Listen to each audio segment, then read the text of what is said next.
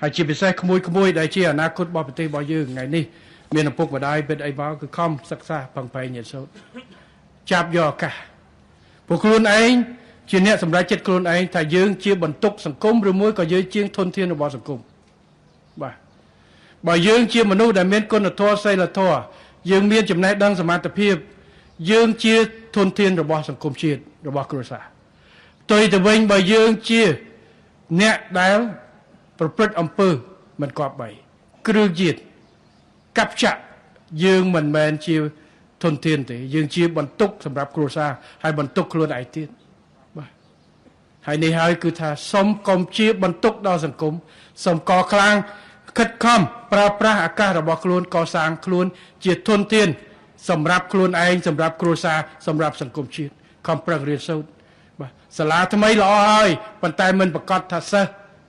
បកកែជាងមុនទេបើសិនជាយើងមិនរៀនបាទវាតែប្រហែលចឹងណាហើយគួយមុខនោះសិនថ្នាក់ទី11 12បាទខំប្រឹងរៀនសូត្រសាលាថ្មីមិនមែនបានតែជាប់ទាំងអស់ទេបាទតលតែខំរៀនបាទពរជ័យពីឪពុកម្ដាយជាការល្អលើកទឹកចិត្តពរជ័យពីគ្រូប៉ុន្តែតែធ្វើអត់ត្រូវធ្លាក់ឲ្យតលតែខំប្រឹងរៀនសូត្ររៀនទោះបីជាយើងថាពេលខ្លះអ្នកហេងអាគុយស្អីស្អីហ្នឹងប្រកែទាយត្រូវអត់ចេះតែពេលចេញទៅធ្វើការអត់មានហេងរហូតទេបាទតែទៅគេហៅទៅធ្វើការគេឲ្យធ្វើជំនួយការរដ្ឋបាលសរសេរអក្សរអត់ត្រង់ជួចប់ហើយបាទគេឲ្យធ្វើគណនីបូកលេខខុសរហូតចប់ហើយនេះគឺខ្លួនឯងពុកម្ដាយអត់នៅជាមួយយើងរហូតទេយើងធំហើយប៉ុន្តែខ្ញុំជឿថាក្មួយនៅទីនេះជាធនធានដែលមានឱកាសអាចដឹងហើយយល់ហើយពីតម្លៃហើយជាពិសេសទំហំទុកចិត្តឪពុកម្ដាយដែលលះបង់យ៉ាងណាចង់ឲ្យតែក្មួយបានល្អទេបាទល្អសំខាន់បំផុតគឺថាដោយកលងធัวអត់ខូច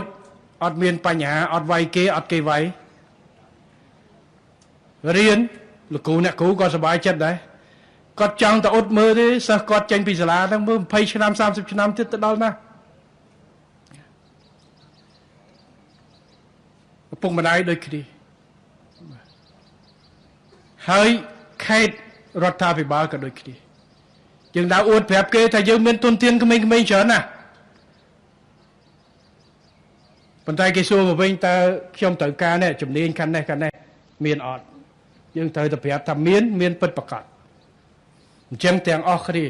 យើងអាចធ្វើបាន